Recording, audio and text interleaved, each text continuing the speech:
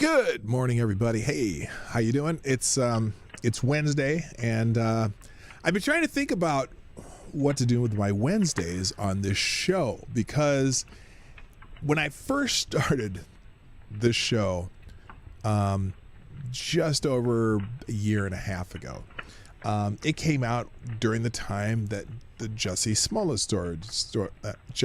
story started blowing up, and so every Wednesday I would do some Jussie Smollett news because there was just so much. I didn't want to waste every show doing it, but I always wanted to talk about Jussie Smollett. And you know, that story kind of died down. We don't know the complete end of that story, but it is. I just dawned on me yesterday that while I like to talk about things in culture. And sports and entertainment and stuff like that, I don't really do it that much, even though there's always something to talk about. And so I thought, oh, hey, I got an idea. As I read some stories yesterday, I was like, oh my gosh, there's a whole lot of woke nonsense going on out there that I love to talk about and give you a couple opinions on and maybe hear what you think. And then I thought, oh my gosh, that's it. I could do Woke Wednesdays. So, welcome to our first Woke Wednesday. We're going to be talking about a couple things that annoyed me as I read them, and as, well, I don't know. Anyway, am I in space? Why are you asking? Am I in space? Do I have an echo or something? I don't know. Anyway, so I can't. Let me see. Oh, there you go. I can hear myself now. Good. And I can hear the background. So anyway, welcome to our first Woke Wednesday. I thought, I could have started at the beginning of the year, but instead, I'm going to start at the end of the year. And on that note, play the intro. Ladies and gentlemen, coming to you live from the Lucky Dog studio in a hidden location somewhere in the upper Midwest of the United States of America, it's a brother making his own way, but with all the wrong opinions. Welcome to the Morning Night Live with your host, yours truly, PDawgKnight.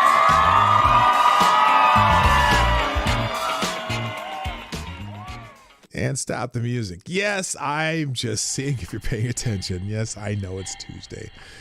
Well, I know now because my brain isn't working. See, I've been in bed for 2 weeks, and I don't know what day it is. But this week's going to be just messed up because you're right, it's Tuesday, isn't it? Well, close enough. We're doing Woke Wednesday on Tuesday this week. Well, like I said, I don't know what I just said. Who cares? It's Tuesday. Anyway, good morning. Welcome to the Morning Night Live. I'm your host, Marty, also known as PDawgKnight on the internet. Welcome back to the PDawgKnight Channel. It is Tuesday, December 29th, 2020.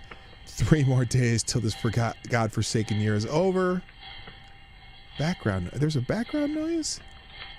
I don't hear a background noise. Okay, that's a good question. I don't know what that sound is. Sounds like someone shoveling snow. Well, let me check my, Oh, you know what? There we go. Hopefully that took care of it. I had to mute the sound in the background. Okay, I'm really not digging the background. Okay, I think I fixed it. Let me know if it's gone. Just put a 1 in the chat if it went away just a second ago. Sounds like a steel mill music. It must have been the crackling fire. It sounds like a distant pump down in the boiler room. It's gone. Okay, there you go. Good. That was apparently when I changed over to a different setup. I did not mute the crackling sound in the background music. It's it was supposed to be a flame and something. I don't know. Who cares? Anyway, it's gone. So anyway, all right. So my whole day is messed up now. It's not Wednesday. Thank you very much. Nice to see you. I'm playing the outro. Good night. No, okay, that's not true. Anyway, well, we're still going to do the stories I brought up yesterday because it was kind of maddening because I was watching. Well, there's two movies that I was thinking about going and seeing, and I still am going to go see them. But just because they look very interesting, maybe not go and see, but see them either in my home or whatever. One of them is called Soul, starring Jamie Foxx, about a story about a music teacher and about jazz, and that's kind of right up my alley. I kind of like that stuff, right? And then I also wanted to go see Wonder Woman 84. And, you know, now look, there have been mixed reviews to Wonder Woman 84, probably because of the little extra woke things, etc. And there's also, and then Soul just looks like Soul, not Soul as in Thomas Sowell, but Soul, Soul. It's a Pixar animated flick. And so I came across this article by Christian Toto, Hollywood, from the Hollywood and Toto website, about how neither of these movies, according to critics, seem to be woke enough. And thus the title of my stream today. But okay, before I get into that, I should probably say good morning to everybody, because I'm all discombobulated, not knowing what the hell day it is. Sometimes you go back and forth and you just don't know. But anyway, now I'm going to give a bell to Gunfox61, who was here earlier, because he was here, but unfortunately he had to go off to work, so he said have a good stream. But I'll also give one to Stab and Joe Scarborough, who is first in the chat, who's still here. So good morning, who says, hello, Chatriots. That's a cool name. Also, good morning, Check Your Logic. James PFP, Keenan, Rittenhouse Unit, Maddie from the House Geek today. Also, hi, Ronan in the background. Good morning, Sheograph, ex-Bubba Hotep, Advocatus Diaboli.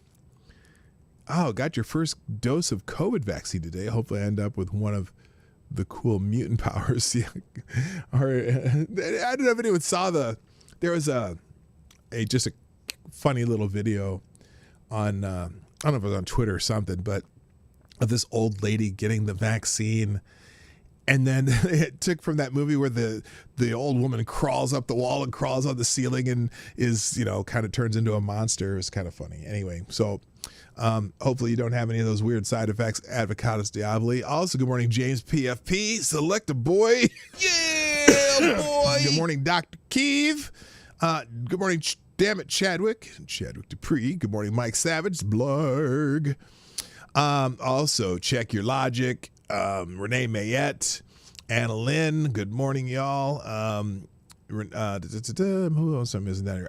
Joe Biden's in the house, also known as Uncle Bad Touch. And I think I got it. Oh, Renee Mayette. Jesse Thomas, what's up, my man? I haven't seen you for a while. I saw you chatting on HB stream. Was it last night? I think it was last night. Anyway, also good morning to let's see, who else is here? There's a couple names I saw that I'm not finding now. That I hadn't seen before. I'm getting there. Oh, Keenan's here. Good to see you. Tyler F, how you doing? Spidey Man. Spidey Man. Now that's a new one. Nice to have you. Tuesday is Woke Wednesday. Yeah, because if you're woke, the calendar is just a social construct anyway. So it could be Woke Wednesday on Tuesday. You know what I'm saying? Exactly, Spidey Man. Also, good morning, Kyra Alexander. What does your hat mean? Oh, well, Falstaff is an old beer brand. When I was growing up in Omaha, we had a Falstaff brewery in Omaha. I don't think they were based out of Omaha. I think they might have been based out of Kansas City, but they had breweries, like 3 or 4 breweries around the Midlands, I would call them, area. And it was the beer that when I was in college and my friends all would come home we'd all go back to Omaha, during breaks or whatever. We'd always get a couple cases of Falstaff and drink Falstaff. And this hat, actually, I don't know if they've made these hats even since 1990, because Falstaff, I think, went out of business in the mid 90s as a beer. So it was a pretty big brand around Omaha and the Omaha metro area. I know that a lot of people drank Falstaff. It was a pretty decent beer too, but it was cheap. And when you're in college, that's what you do. You drink beer that's cheap. And we always got a kick out of drinking a beer from Omaha when back in Omaha. So that's what Falstaff is. But I'm thinking, James PFP says Sir John Falstaff was an historical figure during the reigns of Henry IV and Henry V. So were they from St. Louis? It could have been from St. Louis. I don't know. I just know that we had a Falstaff. I'm answering Avocados Diablo, who thought it was from St. Louis. I just know that we had what do you call it? A regional brewery from the Falstaff Company in Omaha, and so that was one of the big beers when I was young. I remember. I don't know. My dad really drank much Falstaff. He usually drank Budweiser, but our neighbors drank Falstaff, and a lot of us, when I was in college, we'd go home, and for some reason we just all hooked on to drinking Falstaff when in Omaha. Drink the beer brewed in Omaha, right? So that was it. So that answers your question. Hopefully haven't missed anybody in the chat. I'll catch up. Cynical Lindsay. Oh, there you go. How you doing?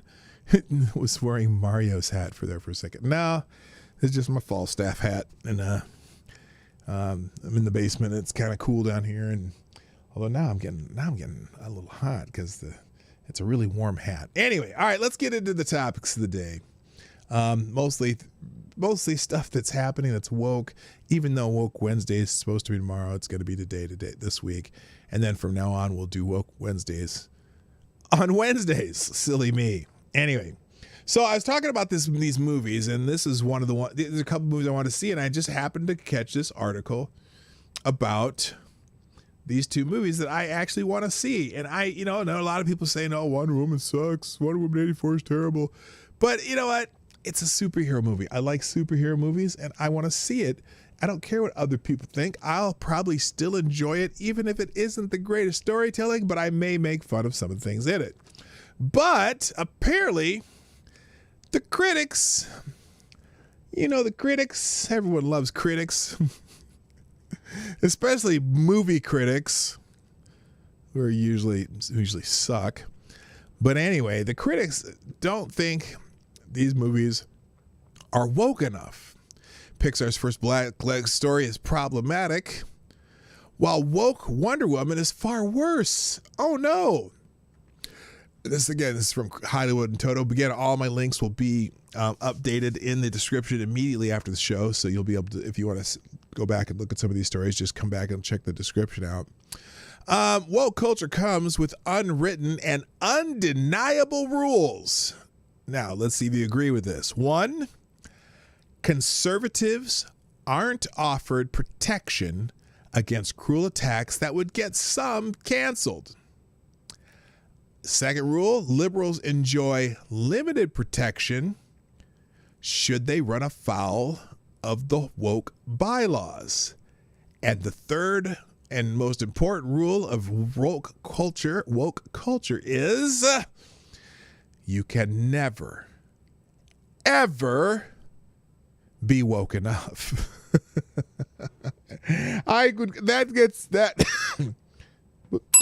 That is true. By the way, I do have my cup of, well, today it's not reparations coffee, but it's reparations cough syrup. And it is quite tasty. It's today it's actually just tea with lemon, honey, and a little bit of Crown Royal apple to act as a cough suppressant. Not that I'm drinking in the morning. It's a cough suppressant, okay? So, for the love of God, never take film critics seriously. They've been shit since Roper and Ebert. Yeah, even those two were terrible. I thought they were terrible. They were terrible critics. I just, you watch them and you watch them criticize a movie, and then you go watch a movie and you go, well, it wasn't as shitty as they thought it was, or it wasn't as great as they thought it was. And usually I would more likely see a movie if they panned the movie. Anyway, the latter, as in You Can Never Be Woke Enough, came true last year when the wokest comedy of the modern era hit theaters, called Booksmart. While a fresh, engaging teen comedy checked off as many woke boxes as a movie could, the main characters were proudly feminist, dressing in shapeless steel blue ensembles straight from the Chairman Mao line.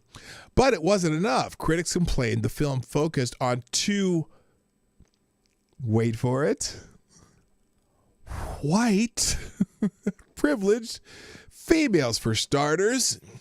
We're seeing the same sentiment attached to two major December releases. Pixar's Soul stars Jamie Foxx at Soul, S-O-U-L, as a music teacher who longs to be a traveling jazz artist. Many are hailing the film as the first Pixar feature focused on a black main character. Yay!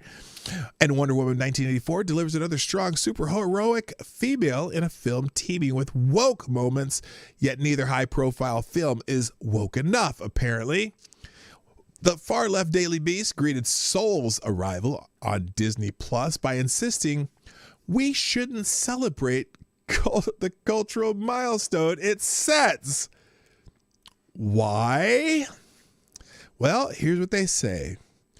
Pixar's latest film is a return to form for a company that has built a reputation for heartwarming stories with a creative twist. But these stories continue Disney's tradition of giving black leading bodies, first of all, it's a fucking animated show, shut the fuck up, black leading bodies little screen time as they often morph into either a animal or something else inhuman. Oh, hello, Shaden's Advocate.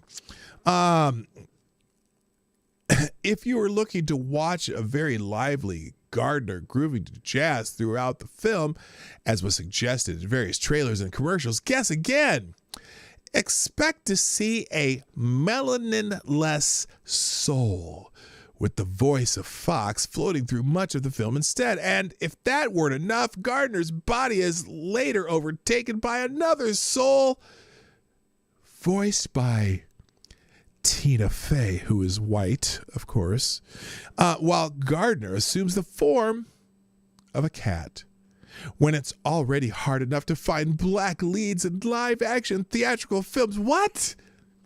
Hold up. Does this critic have Netflix? The Netflix put all the black leading character films on the top of the fucking search to the whole last 3 months. What is he talking about? What do you say?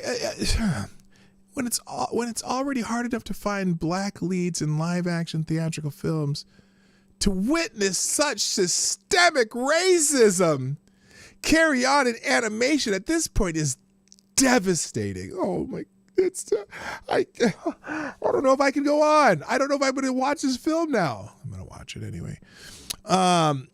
The situation has gotten so bad, there's currently a change.org petition with over 2,500 signatures calling on animation studios to stop animation trope that dehumanizes black characters. Okay. Note to self.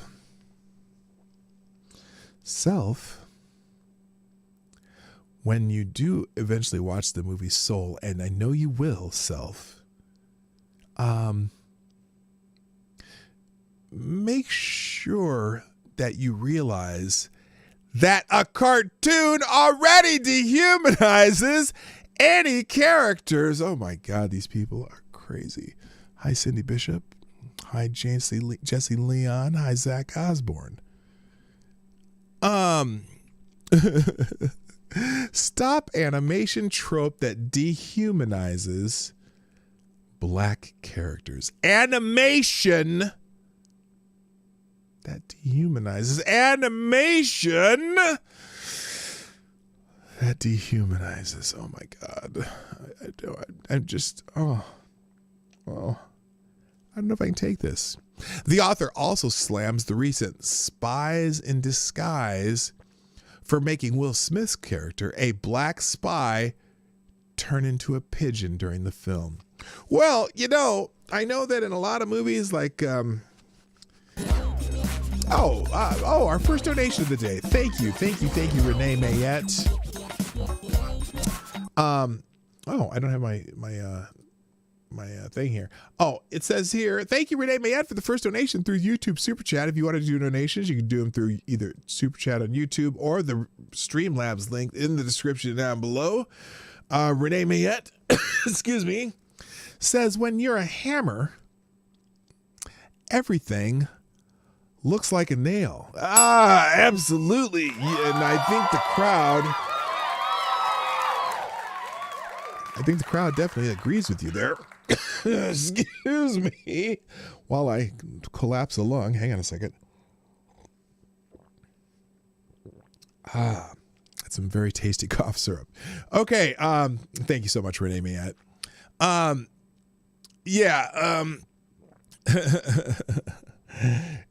its author says, while representation matters, how such imagery of diverse characters is depicted in films matters even more. Black and brown people not only deserve audio representation in animated cinema, but full screen time in their complete bodies as well. Did you ever, what was the movie that David Spade was a prince or something, and they turned him into a goat? What was that movie called? I mean, it's not a new thing in animation where the characters turn into something else. Stop dying, booby. Hello, Woodcutter, by the way, and Septis Wolf. Stop dying, boomer. Yeah, I know. I still have the cough. The coof is gone, or at least for the most part. But I still can't taste a whole lot, and I have this stupid cough. But this is kind of a winter thing for me. Anyway, Insider.com pounced on Soul as well. Here, the website finds fault with the main character, Fox's Joe, teaming with a white woman's soul. Your life makes me sad. There are some spoilers ahead, but I'm still going to read them because even though I haven't seen the movie yet. In its final moments, Soul is set to sacrifice its sacrifice. This is a animated digital lynching. Is set to sacrifice its black lead so a white woman can go and live out her life on Earth. Oh my God. Joe decides he's fine with dying because he was able to live out a dream. As the movie is about to wrap up, however, Joe's given a second chance to live life because of his good deed. Good for old Joe, right? First, Joe is killed the moment he gets his big break within the first 10 minutes of the film. What kind of message does that send to young children watching this film who see themselves as Joe? Second, Soul steps into a dangerous trope that has become a frequent in animation with leads of color. The funny thing is, in animation, aren't all leads of color, like usually some funky blue or green or, red or brown? Or, by the way, Laura and I watched the Croods the other night, and I'd never seen that movie, and I thought it was very cute. But those were leads of color. They weren't natural. It wasn't any natural color. I don't know. Anyway. Okay, let me start. Second, Soul steps into a dangerous trope that has become frequent in animation with leads of color. After Joe dies, we see him turn into a green blob, which is a pattern we've seen in animation of turning black characters into creatures. Really? Again, did anyone know the movie I'm talking about? The movie I was talking about with David Spade was the voice, and it was the prince or whatever got turned into a goat or something, and spent the whole movie as a goat, and he had the big doofus, palace guard that was running around with him. Who knows the name of that movie? It's killing me. Oh, yep, Shrek. So Shrek was a bad movie because Donkey was a black voice. These people will never be happy. No, that's a trope. You cannot humanize black people in animation, and because you don't, you're not woke enough. Emperor's New Groove. Thank you, Tyler F. I love that movie. I think it's hilarious. But anyway, all right. By the way, the critic also complains that Joe's earthly body is inhabited for a spell by a white woman. Not just any white woman, but Faye, who earlier this year requested that episodes of her show 30 Rock be pulled from streaming because of blackface. Oh, don't! The same show that still has episodes on streaming featuring brownface. Don't! Hearing her trapped in Fox's animated body just felt insensitive, especially after this year. Oh gosh, after this whole terrible year for black people. Oh, I'm verklempt. The column wraps up by suggesting the film's sky-high Rotten Tomatoes score is due to the fact that most movie critics are white.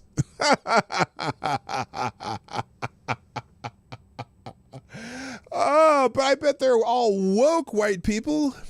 For the record, a quick peek at the film's Rotten Tomato page shows plenty of non-white critics praising Soul. It's ironic that the same news site previously published an exhaustive article sharing how the team behind Soul did everything possible to avoid harmful black stereotypes. That included inviting a crush of black artists into the project for their full input. The site Black Girl Nerds also found the introduction of a white character, or at least one voiced by a white actress, problematic. From that critique. But for a movie highlighted as the first black lead for a Pixar film, we don't get to see enough of the whole body and soul as one. It's not as bad as the Princess and the Frog situation that we all talk about, but it is not great. What's the problem with the Princess and the Frog, which, by the way, was a black lead animated character a long time ago in a land not so far away. From the outside, Soul looks like it is all about Joe Gardner, but it feels like it is about 22. As lovable, sarcastic, and cheeky as that character is, it is not the black man we planned on rooting for in the entire film. Is it too much to ask for an animated movie from a major studio claim credit for the first black male lead? I thought they didn't like black men anymore. I thought us black men were the new white men, or something like that. Wasn't that the thing like a year ago? Wait a minute. Claiming credit for the first black male lead, to have him stay on screen and be himself for the entire movie. Now, 22? No, 22 is, I think, the name of the actual Soul character. Anyway, moving on. Good morning, Merle Davis. How you doing? Now, on to Wonder Woman 1984, which is facing a similar onslaught from the press. Forbes.com serves up a stinging rebuke to the film that has nothing to do with its shoddy storytelling or woke theatrics. There'll be some spoilers ahead for this movie, too, if you haven't seen it yet. So just letting you know, I will still watch it, even though I don't care about spoilers. I get spoilers to movies all the time, and I still watch them. Anyway. From Forbes.com, the film unites Gal Gadot's superhero with Steve, Chris Pine, her love interest, from the 2017 film, who died in the movie's third act. Wonder Woman wishes Steve back early in the film, and he returns, but in the body of another very much alive man. The resurrection of Steve is the only desire she has, and to be fair, the rest of her life is incredibly privileged and meaningful. What else could she possibly want? But when Steve is ripped from heaven's womb, his soul is placed into the body of some random guy, a living stranger whose consciousness simply disappears the moment his body is possessed by the former World War I soldier.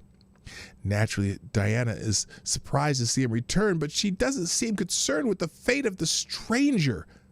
Not even a little bit. What a bitch. She simply doesn't care. In fact, she has sex with Steve, using this man's body like a silicone sex doll. That sounds awful. Sex, Gal Gadot, and yeah, that sounds awful to me. Oh, yeah, I forgot. It's Steve. The author has other problems with the film, but he circles back to imply all superhero films are problematic. Well, you are a killjoy, you dirty bitch. Superheroes tend to maintain the status quo, however unjust, and villains who desire change tend to be depicted as unhinged radicals. Even if villains have sympathetic grievance or a strong point, Black Panther's Killmonger, Spider-Man's Homecoming Vulture, they're always written to be violent, unhinged psychopaths because they have to be. Well, it's a freaking superhero movie. What the hell you expect? The far-left Vulture also cries foul over Steve's reappearance in the sequel, although in a more bemused fashion. Quote, not even Chris Pine's cute and utterly unnecessary fashion show in WW84, in which he demonstrates how to correctly wear neon tank tops, parachute pants, and fanny packs, can distract from the fact that in order for Diana and Steve to continue their romance in a misguided sequel, an innocent engineer with questionable taste in clothes is sacrificed with absolutely zero pomp and circumstance. One minute he's living his nameless life, his character is credited only as handsome guy, and the next he's just no longer living at all because Steve's soul zoomed back to Earth courtesy of a wish upon a mystical rock, and Wonder Woman's mysterious female savior to literally everyone else doesn't even feel a little bit bad about it. What a bitch.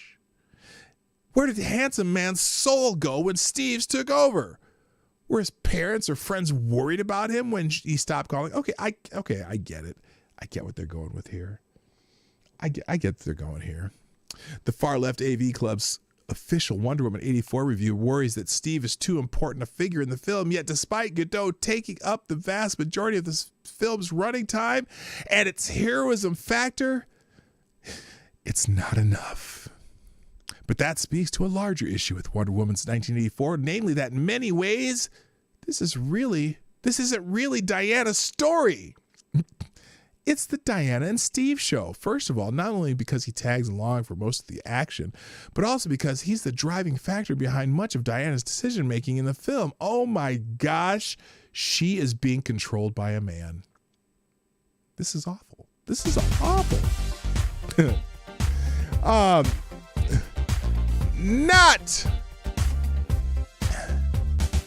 Not an Amazon's duty, not protecting humanity, but Steve, fucking Steve, in his fanny pack, scared of escalators.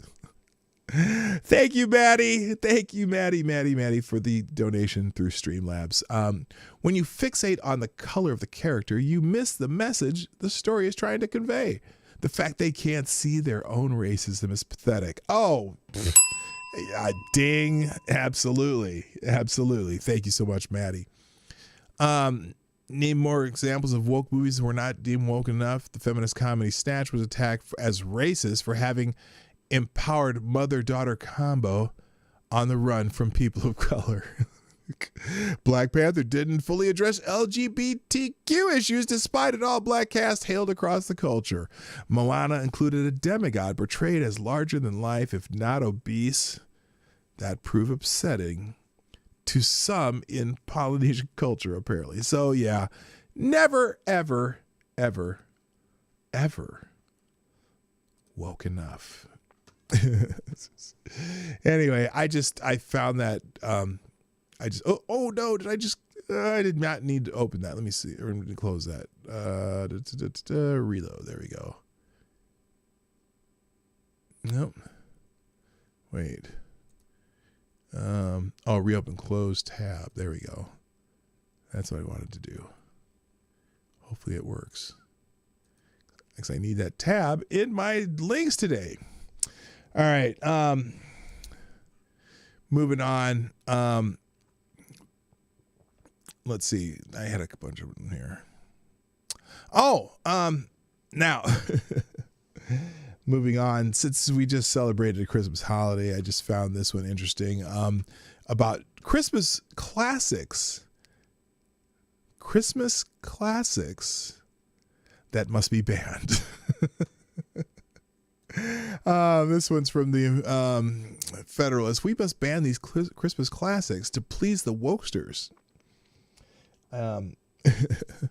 Christmas is typically a time of joy, family, and the spirit of giving. In the name of social justice, it is important to quash all those good feelings. Instead, find something at which we can take offense. Attention typically turns to the popular suggestive duet, Baby It's Cold Outside, whether the lyrics are romantic or indicative of assault, but this song is far from the only piece of classic Christmas media that creates moral panic. It's a Wonderful Life is widely considered to be the greatest Christmas films of all time, with a beautiful and timeless message about the importance of valuing life and community. Its perfect cast, excellent writing, and heartwarming message, however, do not save it from the cardinal sin of being made in the 1940s and representing associated cultural values. While the courtship of George Bailey and his later wife Mary leads to some of the sweetest moments ever put on film, he engages in creepy behavior toward her. After the pair fall into a pool during a dance, George and Mary are forced to change into bathrobes. As he walks her home, her robe catches on a branch and falls off, leaving her naked. She runs behind a bush and asks George to hand her the only means she has to cover herself, but he pauses, considering using the opportunity to see her undressed, jokingly, but that doesn't matter. The film also contains the sexist supposition that the worst thing that could happen to a woman is that she remain unmarried. When George sees what his hometown would have been like had he never been born, he is horrified to see that his wife is an unmarried librarian. I almost said libertarian, but nope, librarian.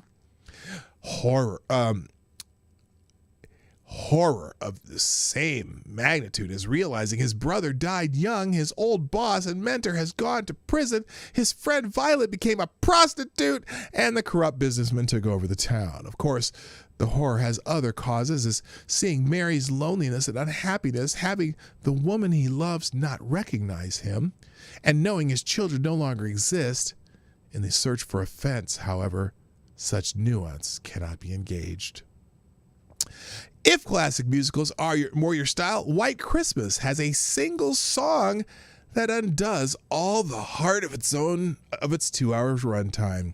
Within the story of two army friends turned performers who work together to surprise their struggling general over Christmas is a song waxing nostalgic for minstrel shows, a wildly racist type of performance that it often included blackface and offensive stereotypes. Now, while the song itself is just an excuse to sing pun-filled lyrics and engage in vaudeville-type humor, it's still a song pining for a racist type of show, even if the reference will fly over the heads of many modern viewers. Do you enjoy the 24-hour marathons of A Christmas Story, the semi-autobiographical story of a young boy's memories of Christmas in the 1930s as he attempts to convince his parents to buy him a Red Ryder BB gun? It's a really lovely film about a family and growing up. It also glorifies gun use! through the protagonist Ralphie's various fantasies with the dangerous weapon. Yes, you will shoot your eye out. Hello, SpamBob22. Further, in a Chinese restaurant scene, excuse me. In a Chinese restaurant scene, strong caricatured accents of the staff singing Christmas songs is the subject of a joke. Oh my God! The only thing done right about the abomination was that A Christmas Story Live was playing on the expectation for the same joke, only to subvert it with lovely renditions of classic carols, asking the old man, and by extension the audience, what were you expecting? Elf of all movies is a hilarious film featuring one of Will Ferrell's all-time best performances. He plays a human raised in the North Pole by elves who goes to New York to find his biological father and interacts with the human world for the first time. As he is unfamiliar with human customs, he gets into trouble due to naivety. One such situation occurs when he walks in on his love interest in the shower because he allegedly doesn't know she's naked. To make matters worse, in the shower, she's singing the aforementioned "Baby, It's Cold Outside," underscoring the discomfort of the scene in a post-Me Too era. In all seriousness, no film will be perfect, especially ones made decades ago. It's good to note where cultural values have progressed without writing off excellent films with important messages just because small parts of them reflect outdated and offensive values. We should learn from past mistakes, but not erase them. Each of these movies contains a timeless message about family, community, and love that we can all learn from all year, but especially around Christmas. Unpopular opinion, but Will Ferrell is not funny at all. You know what? It's funny you should say that. Because I don't think Will Ferrell's funny either. However, there are certain movies that I did enjoy his performance, and one of them is Elf. I thought Elf was it played to his abilities, so to speak. Let's put it that way. Without well, actually, so someone wrote a good movie that he fit into, and so it's. I think I find it humor. Unpopular opinion, Elf is not funny at all. I enjoyed it. I thought like the one where he was the race car driver. I thought that was stupid. The Step Brothers, him and John C. Reilly. I think that's called. Is it Step Brothers with John C. Reilly? Yeah, it took some work, but I for some reason I still like Elf. But most of the movies I just don't find. Oh. What was the one about the basketball team? Where they're the tropics. There was some funny things in that movie, mostly without Will Ferrell. Gunfox, welcome back. You got the bell today. I'm glad you're back. I know you're working, probably lurking. Nice to see you, my friend. All right, moving on. I got a couple articles that I'm going to skip today. One of them's on this. It's called "Will Critical Race Theory Break the Baptist Church?" There's kind of a division. It's not between blacks and whites in the Baptist Church, but people who are woke on race and those who are not. But I'm going to leave that one. I'm going to skip that one today, but it will be in the tabs. Also. Now, this one I found odd, and again, talking about what is woke enough. The company The North Face recently made a decision regarding who they're going to sell to. Now, this is one of those classic. Is this one of those get woke, go broke things? Because you gotta, you're in a business of selling coats, right? Well, the North Face observed hypocritical virtue signaling. They refuse to serve companies in bad industries. And in the end, it's their loss.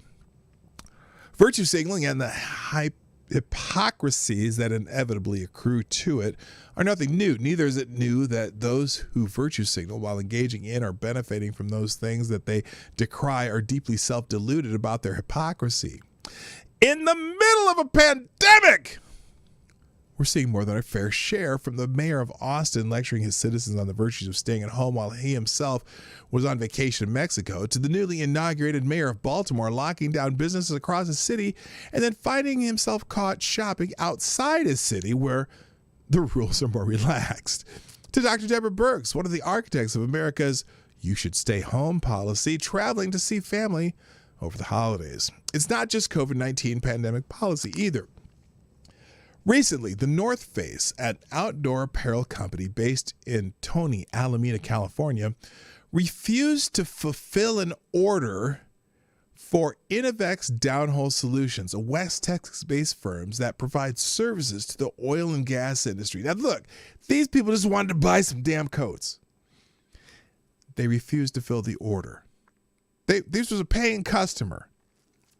It was a fairly straightforward proposition. The North Face makes gear that is highly regarded for its all-weather capabilities, gear whose capabilities are in no small measure made possible by the fruits of the petrochemical industry's labor, both directly and indirectly. Innovex, wanting to provide a nice and useful Christmas gift for their employees, sought out customized gear from a business that, during the nation's economic crisis, could probably use some additional business. But the North Face refused Innovex's business. Their justification was rather vague, and the North Face has refused so far to elaborate, simply stating that their company has certain standards in terms of who they're willing to do business with. And Innovex did not meet those standards. Since Innovex isn't accused of doing anything unethical or illegal in terms of its business conduct, one can only assume that the North Face's refusal was based on their stated company mission policy of seeking to do business that in a way that is, quote, sustainable and environmentally responsible. Now, while it's well within the North Face's right to refuse to do business with anyone for any reason, the very existence of their business is dependent upon those product and labor of the oil and gas industry. It's base hypocrisy to suddenly declare that a business that is in an industry that is unacceptable as a customer. Ponder that for a moment. The North Face would not be the company it is today without the petrochemical industry. Its most successful apparel lines could not have historically existed without the petrochemical industry, since chemicals like polyurethane, which is used in waterproof clothing, are derived from oil. Yet, when approached by a company involved in servicing the industry essential to North Face's success, it drew a bright line saying that Innovex did not meet its standards for acceptable customership.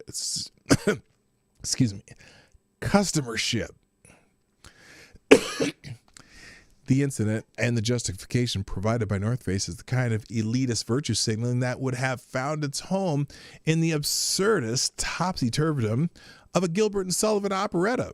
It is, in fact, the very reminiscent of the kinds of hypocritical virtue signaling that undergird Gilbert and Sullivan's The Mikado, in which the Mikado, i.e. the height of society, has created a rule in which flirtation by non-married couples is outlawed upon penalty of death. To express how great the Mikado is, one character sings, "And I expect you'll agree that he was right so to decree, and I am right, and you are right, and all is right as right can be." Yes, woke as woke can be.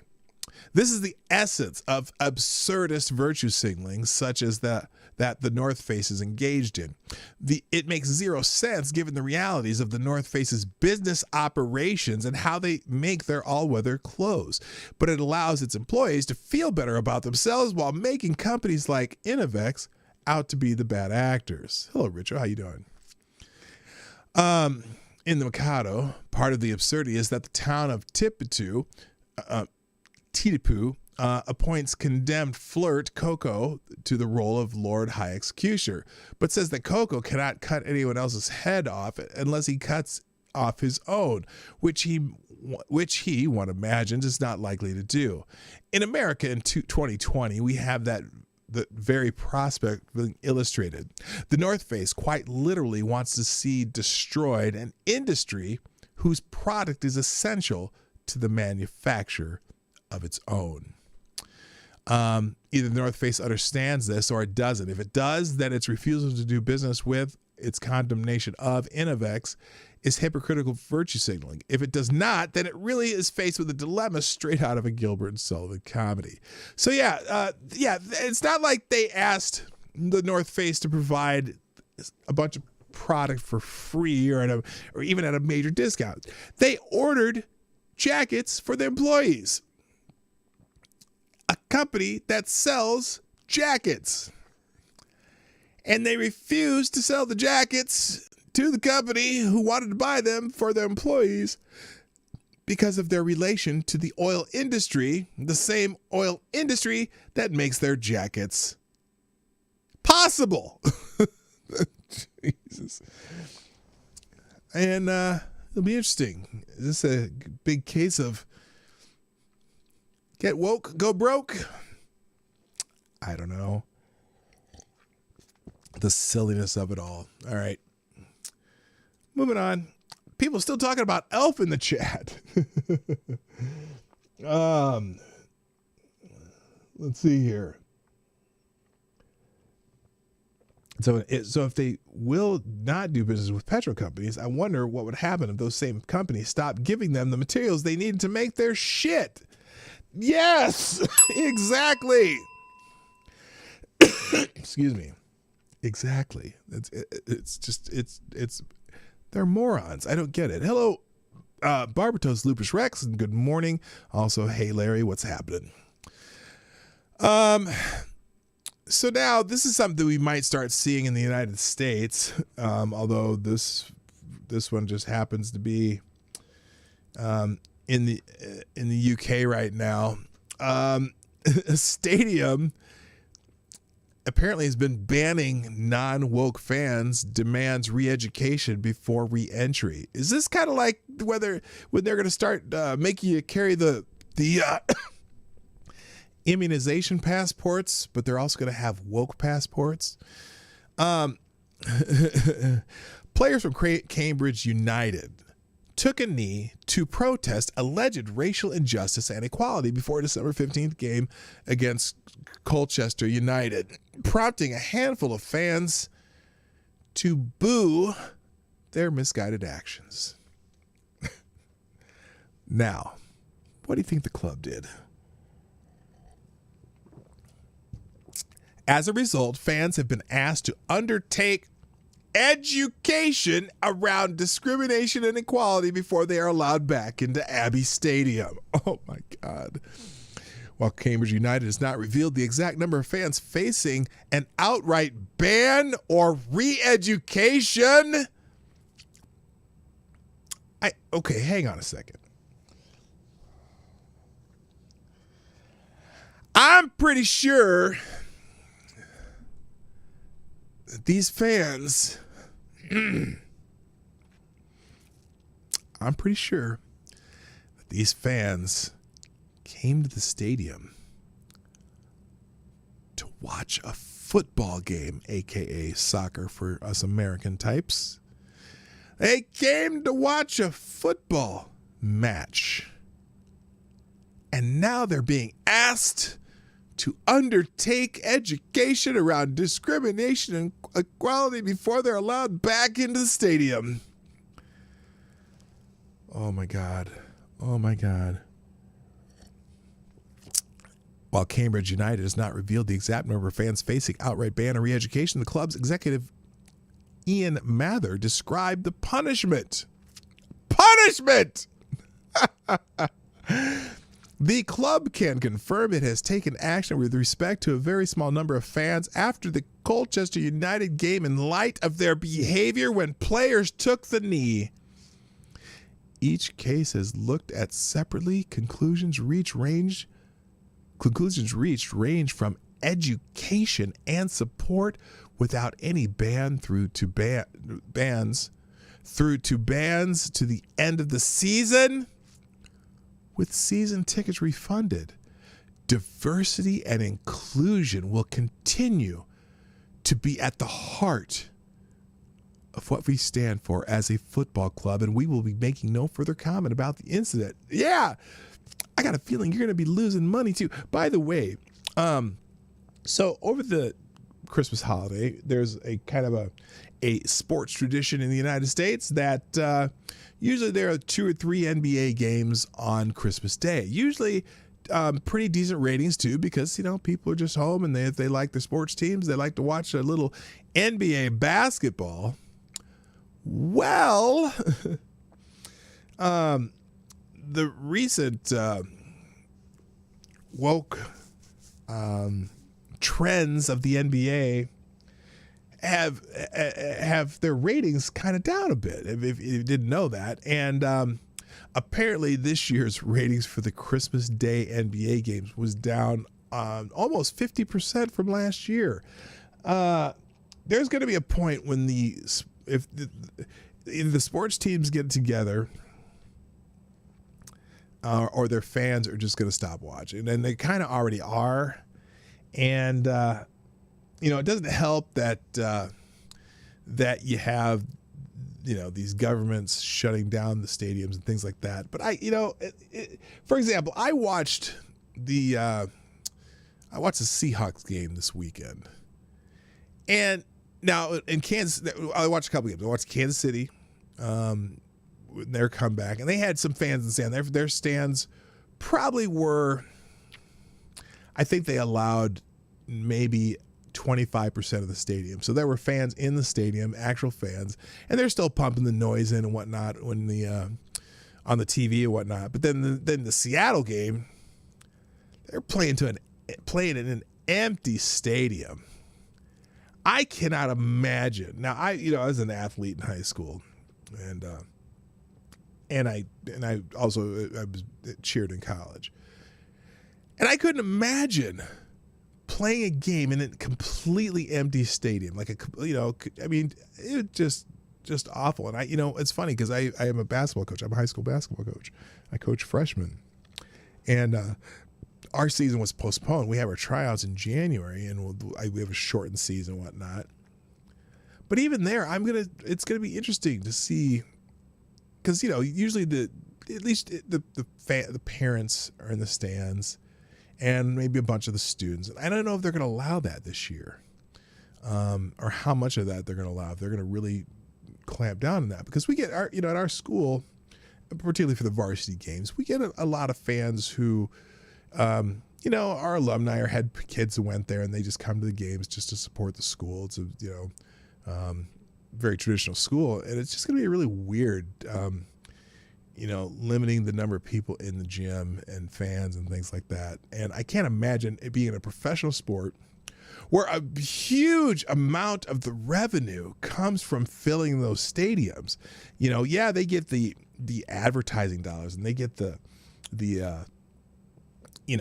sponsorship dollars and shit like that. But the real money for the teams and where the salaries are paid are putting butts in seats.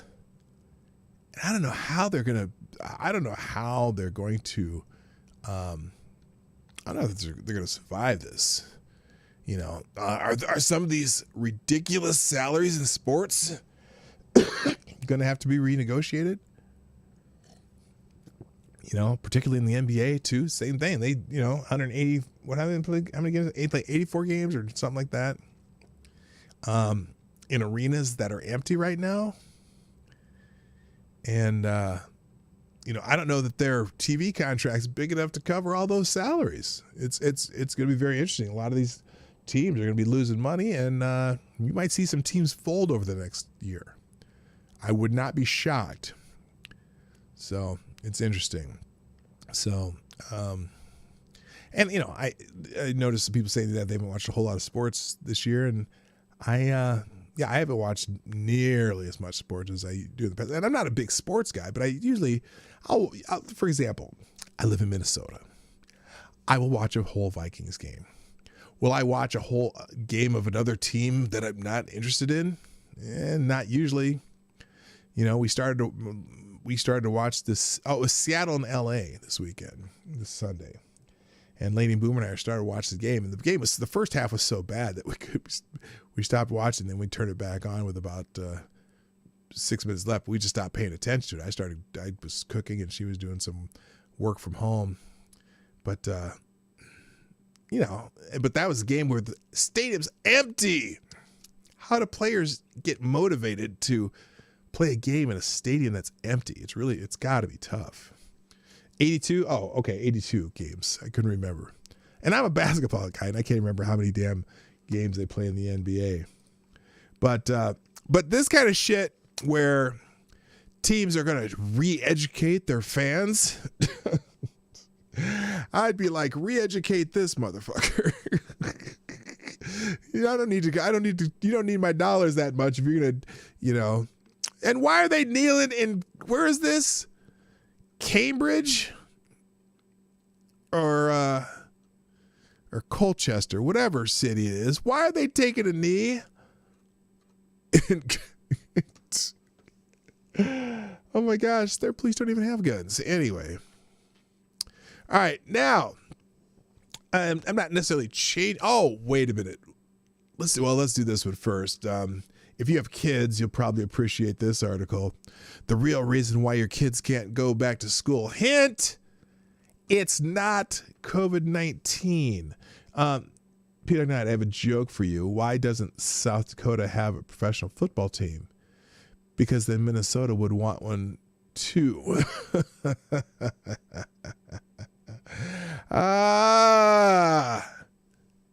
Aren't you funny? Yeah. The Vikings are an interesting prospect for me. So I grew up in Omaha, and so we didn't really have a professional football team. We had the Cornhuskers, which is the closest thing we came to a professional football team, and that was a great team. But, so a lot of times the games we'd always see the Minnesota games in Omaha, and we'd always see the Kansas City games because those are the two closest professional football teams. Sometimes they'd play a lot of Broncos games, but the Chiefs and the Vikings were the main two teams we'd see growing up. And I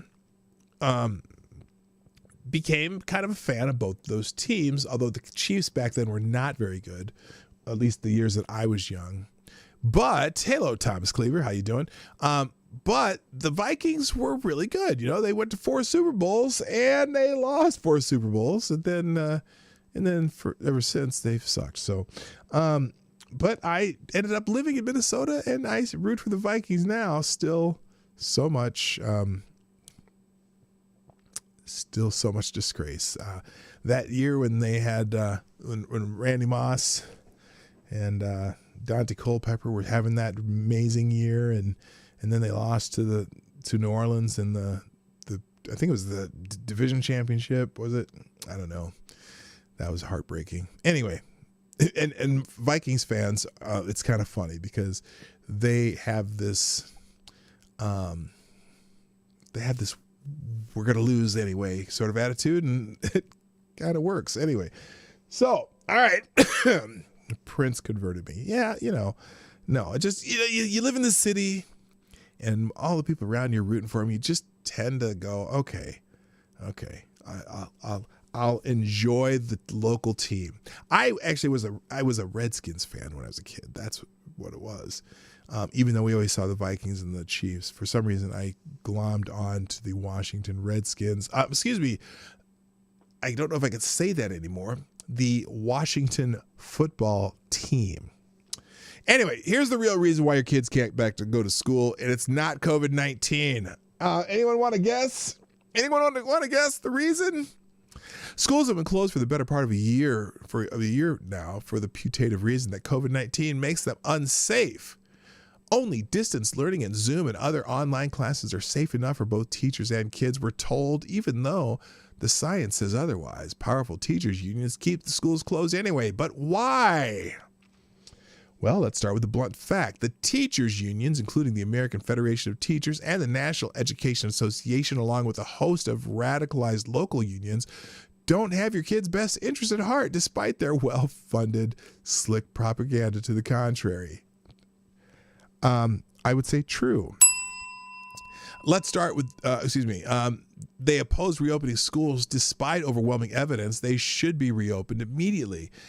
As a must-read piece, an American Institute for Economic Research recently noted, significant evidence shows that a truncated school year supplemented with online learning is vastly inferior to the education children get in person. Virtual learning is particularly harmful to students from poor socioeconomic backgrounds who do not have sufficient resources to support their learning, or parents who give a shit too. This is a looming disaster for all children, but especially for poor and minority kids. Oh, but they don't care. A study in the Journal of the American Medical Association estimated that school closures could cost the 24.2 million affected U.S. students nearly 5.53 million total years of life, largely due to lower incomes, less educational achievement, and worse health outcomes. Higher levels of drug abuse and overdoses, massive increases in mental health and hospital visits, along with surging suicide rates among children, have been cited by the Center for Disease Control as stemming from pandemic school closures. Meanwhile, fear of schools becoming incubators for renewed surges of COVID-19 infections are grossly exaggerated, other studies and data show. Start with the fact that according to the Centers for Disease Control, just 168 kids 17 or under have died from COVID-19 through December 19th.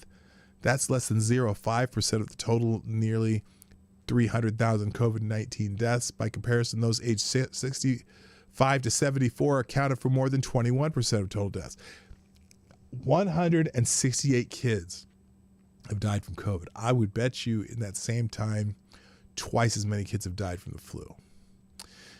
Studies this year by peer-reviewed journals back these data up. COVID-19 is generally a mild disease in children, including infants. A study in the British medical journal Lancet found even the usually union-friendly New York Times was recently forced to admit, quote, researchers once feared that school reopenings might spread the virus through communities, but so far there's little evidence of that happening.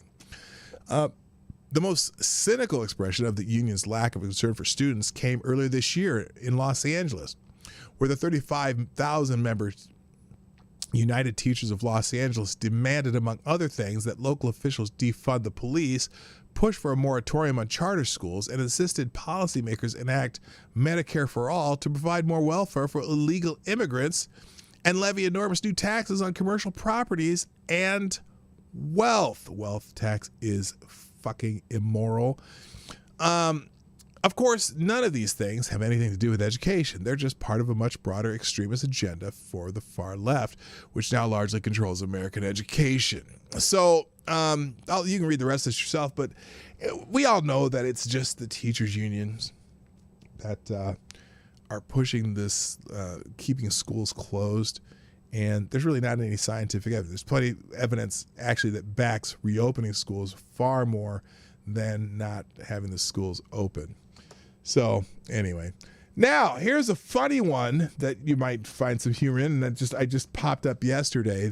I found this to be freaking hilarious, and it's I don't know how this kind of fits in the whole woke theme today, but this one is, well, I'm trying to think of how to describe this.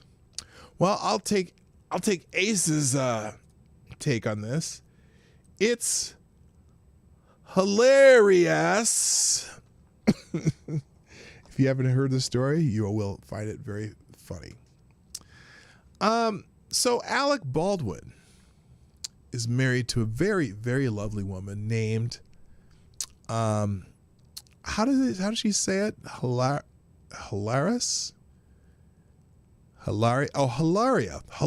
Baldwin. And Hilaria Baldwin has been, well, She's been pulling a Rachel Dolezal of sorts. Alec Baldwin's very white wife has been passing herself off as Hispanic for years, including a fake Spanish accent.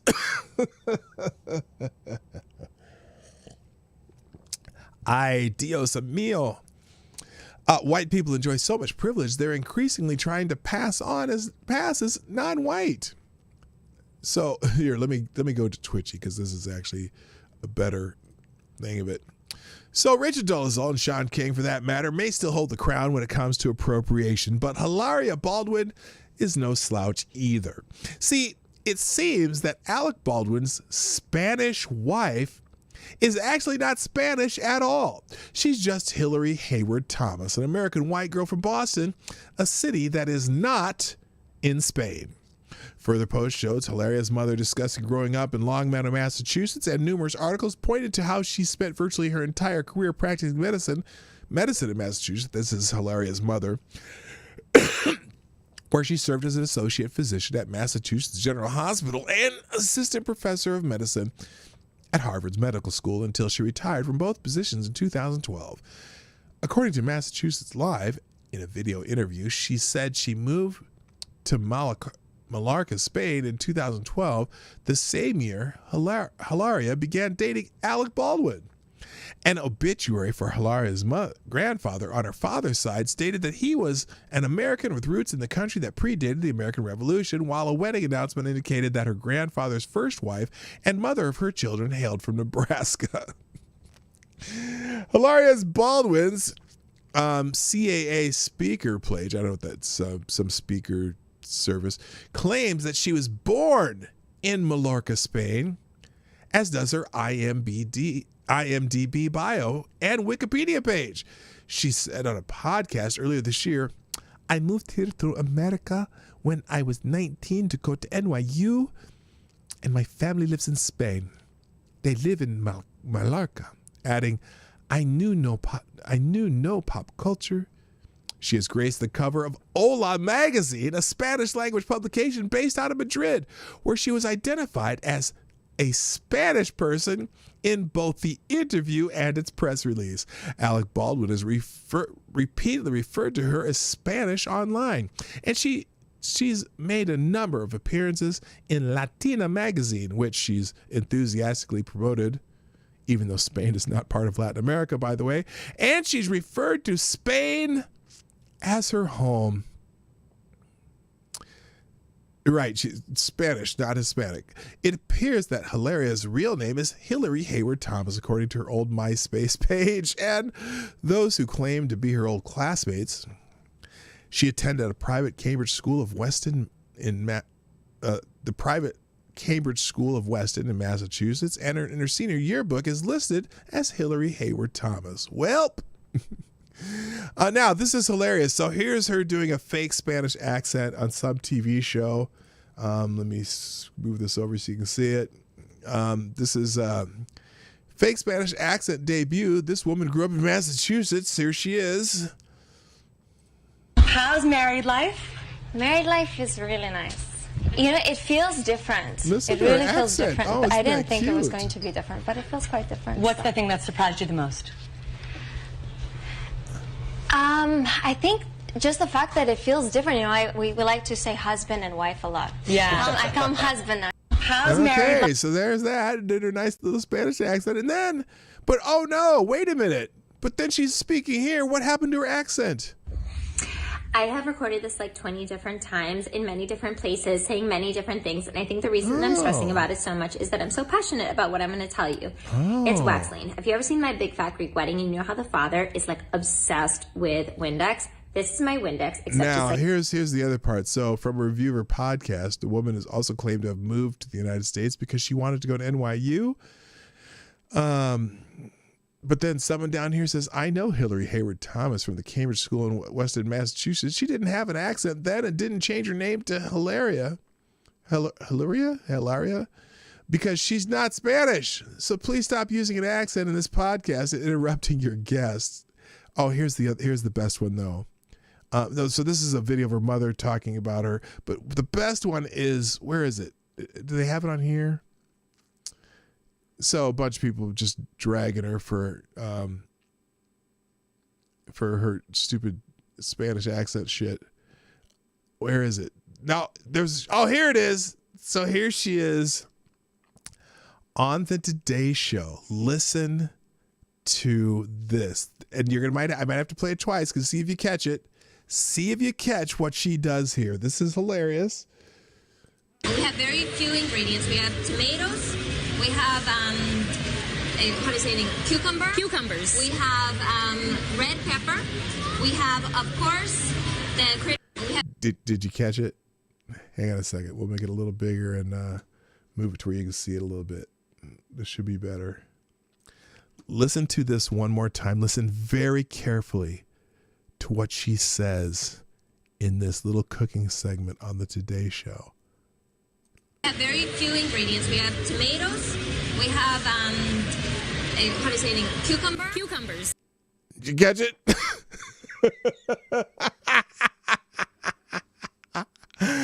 She says we have tomatoes and we have how do you say in English? Cucumbers.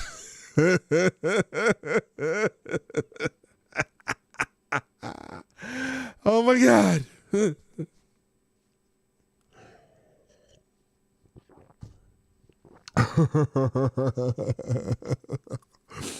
Come on, man. She's married to Alec Baldwin. You know she knows how to say cucumber. Oh. Hilarious Baldwin's Bostonian parents hear her speak with a Spanish accent in interviews.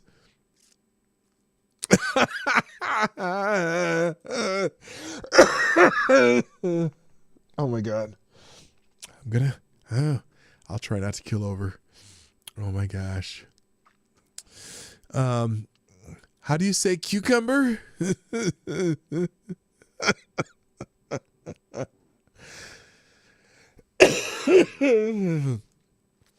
So people on Twitter just having a little more fun. I will never call them cucumbers again. Going forward, cucumbers we know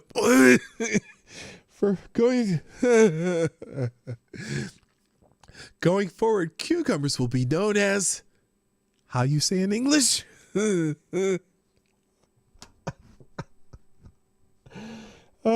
She's more Spanish than Hillary Baldwin.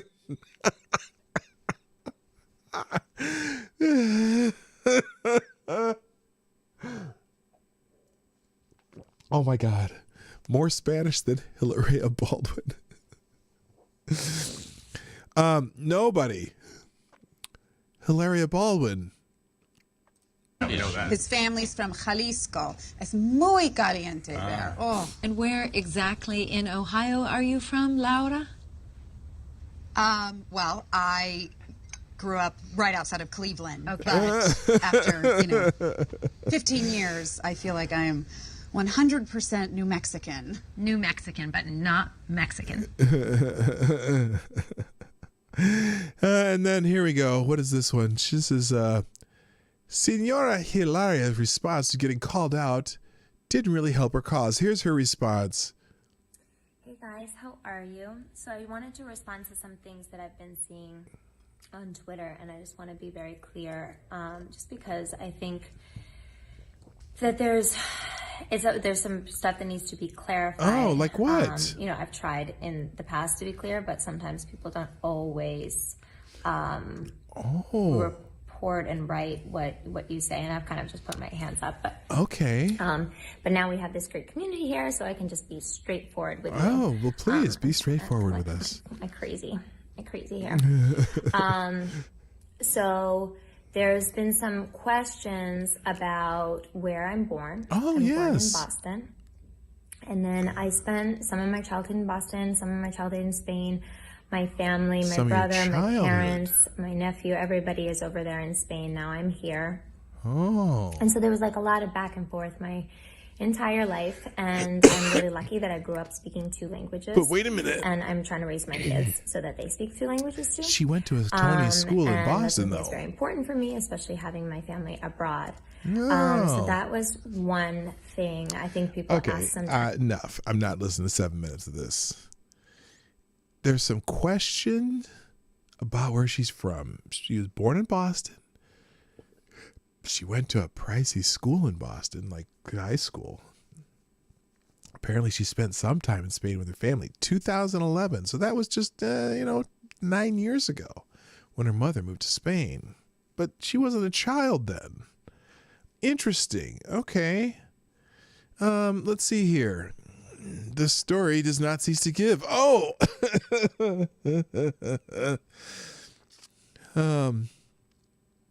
Hilaria Baldwin responds to accusations that she's pretending as a Spanish woman. The kicker is a quote from her that reads, "And I am included." Sorry.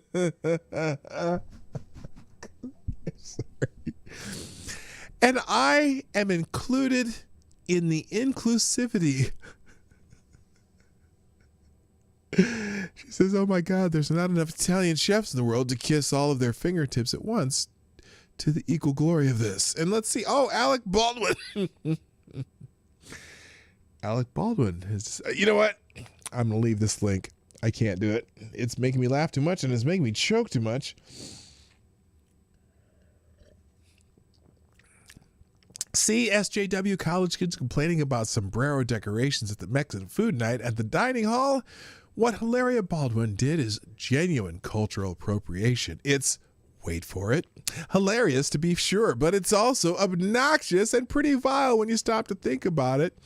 The Hilaria Baldwin thing is riotously funny, and she's 100% dead to rights nailed for faking her ethnic heritage her entire adult life. The clip where she, a whiter-than-white Bostonian, pretends not to know how to say cucumber in English will make you collapse. Como se dice?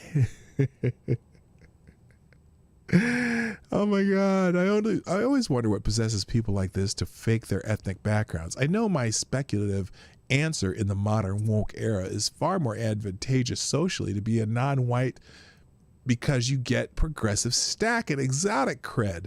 But that's a mere speculation. I mean, she changed her name from Hillary to Hilaria. How fucking funny is that? Her parents moved to Spain not because they're from there, but because it was a nice posh vacation spot for extremely rich people.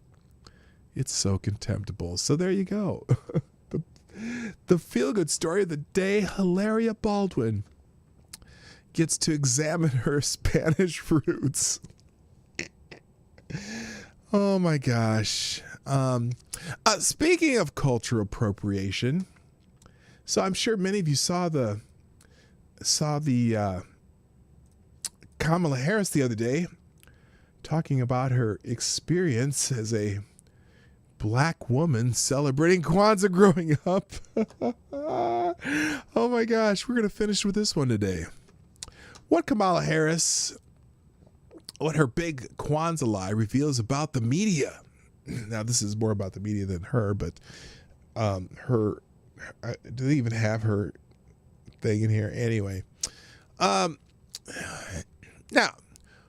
what is the difference between the largest inauguration crowd that was not the largest and a Kwanzaa celebration that never happened?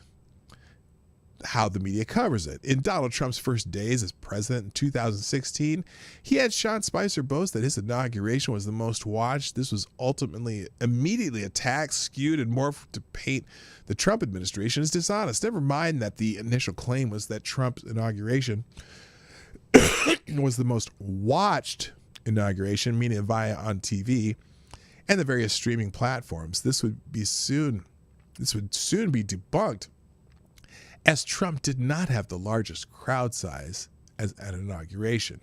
The attacks were in full force until by the first full day of Trump's administration, side-by-side pictures of the Obama and Trump inaugurations were shared online To prove Trump a liar, Kellyanne Conway would soon use the term alternative facts to try to describe the difference between the most watched and the largest crowd, which would fall on deaf ears and be used to attack the Trump administration's credibility. But whatever this initial controversy was actually about, the media sure capitalized. They had a story close enough to their preferred narrative of Trump bad, and they would ram it through. 3 days after the inauguration, Time magazine would write, "It was a signal that Spicer recognized the damage the administration had fostered during the Trump team's first days in office and perhaps didn't care." Well, a Google News search for the phrase Trump crowd size returns nearly 200 articles during 3 days after his inauguration. The majority followed the narrative that Trump is jealous of Obama's inauguration and that we are now operating under a new regime that will lie about anything, even something as inconsequential as a crowd size, right out of the starting gate. Now, fast forward to almost 4 years, and Kamala Harris, the presumed vice president-elect, issued a warm message to celebrants of Kwanzaa. Harris, who is half Jamaican, half Asian Indian, and zero African, remarked in a tweet that Kwanzaa celebrations were one of her many favorite childhood memories, as they listened to Tupac and Biggie. Where people across multiple generations would tell stories and light candles. Harris is obviously lying. As broken down in detail in American Thinker and by The Most Millennial, she was born just 2 years before Kwanzaa was invented. Her non-African ancestors are not associated with celebrating Kwanzaa, and there is an abundant evidence of her celebrating Christmas in her childhood with no evidence of her celebrating Kwanzaa. Yet, where is the media's breathless reporting on Harris's obvious lie? A Google News search for the phrase Harris Kwanzaa for the first 3 days since her tweet barely yields 40 results. No national outlets covered, let alone critiqued her pandering lie. Many of the search results were not even related to the same Harris who accused non-racist Joe Biden of forcing a little girl off a school bus for racist reasons, but were instead about someone else named Harris and Kwanzaa. None of the search results on the first 2 pages was critical of Harris's obvious lie. This month, Politico ran an article stating that as a political rule of thumb, an upper limit of 100 days of harmony and happiness occurs between an incoming president and the press before reporters open a document on their computers titled Writ of Divorce. Politico then goes on to blame Trump for picking the inauguration-size fight, ending the honeymoon on day 1. Oh, as if they were so welcoming when he was being elected. Oh my God, fuck them. That brings us back to the introductory question. Comparing a supposed lie of crowd size to an outright pandering lie about a childhood celebration and why it is such an important question.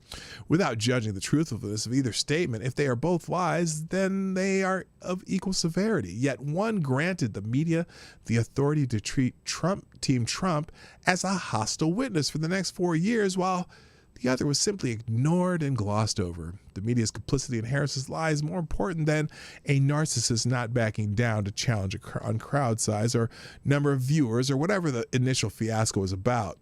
Perhaps the media are still in their 100 days of honeymoon with the presumptive presidential ticket, but this comparison is strong evidence that the scandal-free Obama 8 years honeymoon will be granted to the Harris-Biden ticket as well, even if she wears a tan pantsuit. Anyway, so yeah, I'm sorry. Let's see, is the tweet here? Let me see if they got it here. There's so much about this that is so obviously false. Here it is. Let's listen to this for a second. And then we'll finish with this. And we're gonna analyze this as we go through. Happy holidays, everyone. I wanted to take a moment to send... By the way, we know, pretty much all know by now what Kamala's tell is. She gets that super wide smile when you know she's lying, or she starts laughing and you know that's when she's going to be lying. And you can kind of see it even from the very beginning here that she's about to tell a lie. Happy holidays, everyone. She's got that goofy, wide smile, like she knows she's about to tell a whopper. I wanted to take a moment to send my warmest wishes to everyone celebrating Kwanzaa. Like so many other holidays, we will be celebrating Kwanzaa a little differently this season in our home. Oh, now remember, the other part of this is, in her home, it's just her and her husband. They have no kids, and I think she has a sister, but I don't know that they have any other relatives. So we are going to be celebrating Kwanzaa in our home. I would venture to guess that this is the first time that little candle holder back there behind her has ever been used. But anyway, here we go. We'll be doing it over Zoom. Really? My sister and I, we grew up celebrating Kwanzaa. Look at that. There's that smile. There's that smile that she does when she's not telling the truth. This is Every year, our family would. Look at her, and she stops and shakes her head, trying to think of how she's going to fill out this phrase. Every year, our extended family. Now, remember, Kwanzaa was first invented as a holiday 2 years before she was born. Now, it really never broke out as a holiday. As far as I remember, is really we started hearing about it actually in the 80s. But it wasn't one that, it's not like this is some holiday that had this huge following at the time that it came out. It was a very small community, I believe, near Oakland. Now, she lived in Oakland, but let's just say that it's not something that was celebrated in the African American community on any wide sort of basis. And in fact, my family never celebrated Kwanzaa. My mother started, I guess she just in the last 20, maybe 10, 20 years, she started making mentions of Kwanzaa. But even my mother, who's, she's in her 90s now, never made a big deal out of it. And it was never something we celebrated as a family. So, but anyway, here we go. Family, we would gather around across multiple generations. Now, also, across multiple generations, let's remember who Kamala Harris is. Her father immigrated to the United States from Jamaica. Her mother immigrated to the United States from India. And this is a very obscure African-American holiday that really was never celebrated anywhere outside of a small community in Oakland. Now, her father's a professor. Her mother is in a medical profession. It's very unlikely they came across people who celebrated Kwanzaa. And they're not from the United States. It's not an African holiday. It has zero roots in Africa. Although the principles that the guy who came up with some of them have African traditions to them, but it's not an African holiday. Nobody in Africa celebrates Kwanzaa. And when her parents separated, she went and lived with her mother, who is Asian Indian. And they moved to Toronto. I think it was Toronto. She grew up in Canada. She's an American citizen, but she grew up mostly in Canada. Nobody in Canada was celebrating Kwanzaa as she was growing up. She grew up around Indian, East Asian Indian women. So the idea that, multiple generations didn't know about Kwanzaa yet when she was young, because it was a holiday that really didn't really start growing in the African American community, even though it was invented in the 60s. It really didn't start to grow until the 80s, 90s. Now, plus, let me just say something here, because a lot of people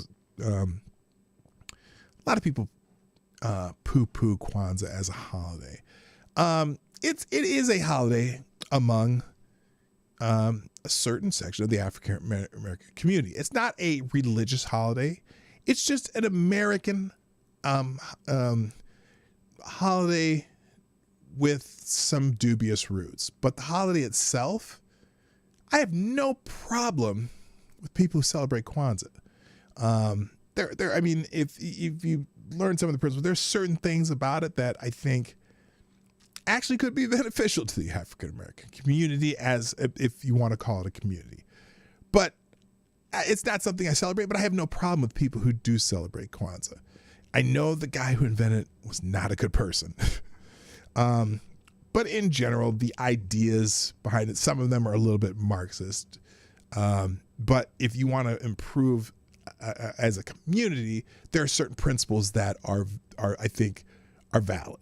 If you listen to and I'm not going to get into it today. Maybe I'll do a video on it. But the idea that Kamala Harris' father is of Jamaican descent and whose mother is of Indian descent was celebrating Kwanzaa across multiple generations, as she says here,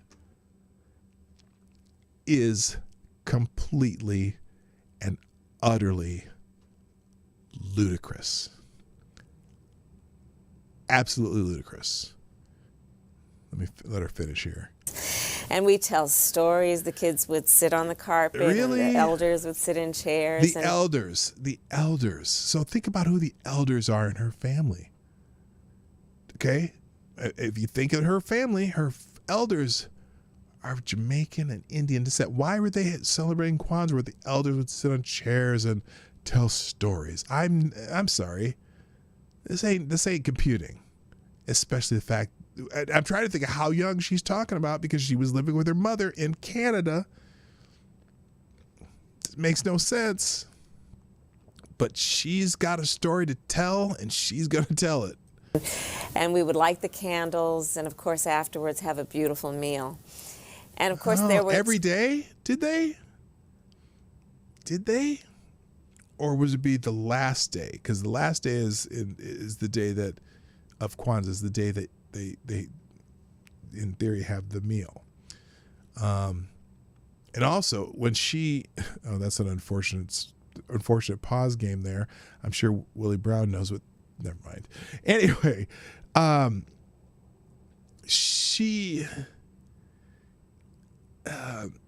this story makes absolutely no sense.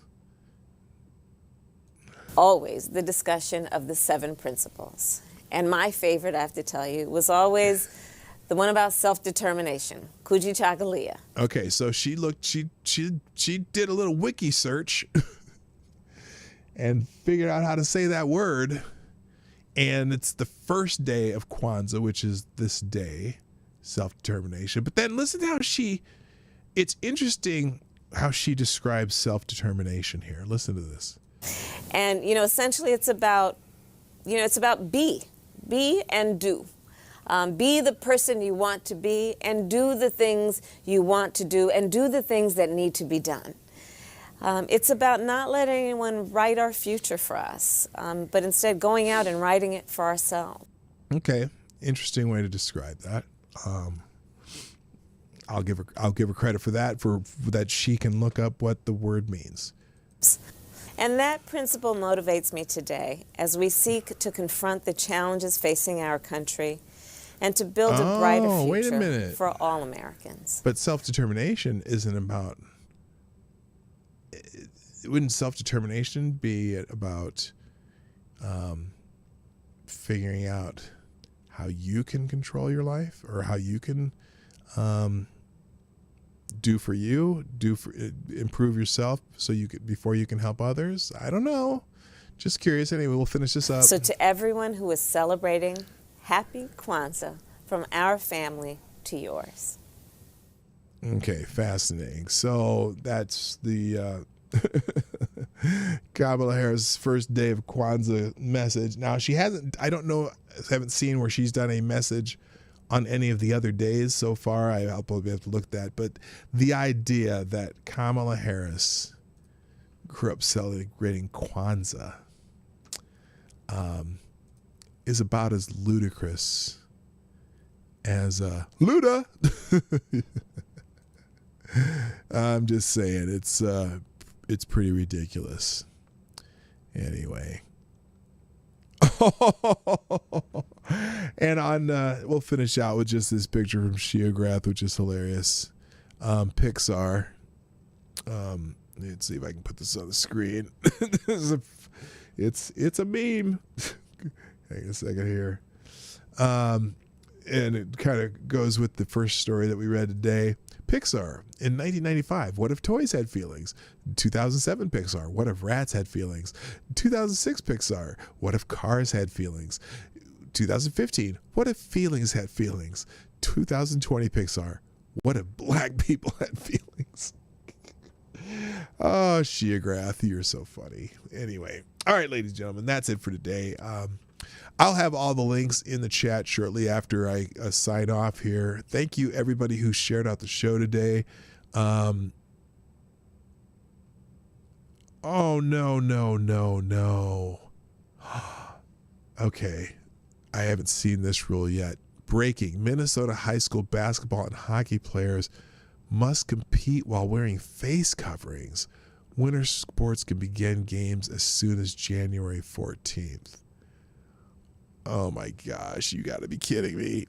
This might be the dumbest thing I've seen. There's no scientific reason for them to do that. Oh my gosh. Well, maybe I'll get it tomorrow anyway. Ladies and gentlemen, I got to go. Thank you so much for being here today at the Morning Night Live. If you haven't done so already, please hit the like button before you go, before you do anything else. And Mr. No, I'm sorry I didn't say hi to you earlier. I did see you come in. How you doing?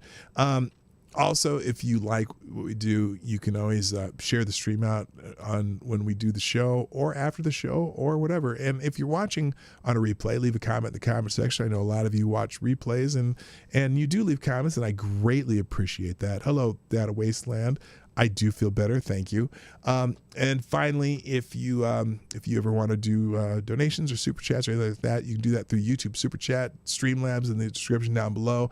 And we also have a Venmo and Cashapp options for donations to the show. Just helps keep it going. I've been using it to buy equipment mostly over this last year. And programming note, a week from tomorrow will be our first official Woke Wednesday, even though I did a Woke Wednesday today. And Friday, New Year's Day, we will be celebrating the 500th episode of the Morning Night Live. So get your tomato juice and beef broth ready to nurse that hangover from New Year's Eve, and we'll have a fun New Year's morning. I may be doing a stream New Year's Eve. I don't know if it'll be on my channel or someone else's, but we're gonna probably wish in the new year with a toast or two or three or more. There'll probably be a lot more whiskey in my cup. And we'll celebrate the end of this godforsaken year. But anyway, thanks everybody. It's time for me to go. My name is PDawgKnight, and I'm out of here. Have a fantastic day. Bye-bye. Hey, this is PDawgKnight, and thank you for watching today on the PDawgKnight channel. If you have an observation or remark you'd like to make about this video or my channel, I absolutely welcome you to write it in the comment section down below. I really look forward to hearing from you. And before you go, if you like what you saw but you're not already subscribed, please make sure you hit the subscribe button and definitely click that bell that pops up afterward so you'll be notified when I post new videos or when we go live. I broadcast my live show, The Morning Night Live, Monday through Friday at 10 a.m. Eastern, 9 o'clock Central. A special thank you to all supporters of this channel who share our videos on social media and who make donations through the Streamlabs link, which is also in the description down below. Thanks again, and until next time, I'm PDawgKnight, and I'm out of here.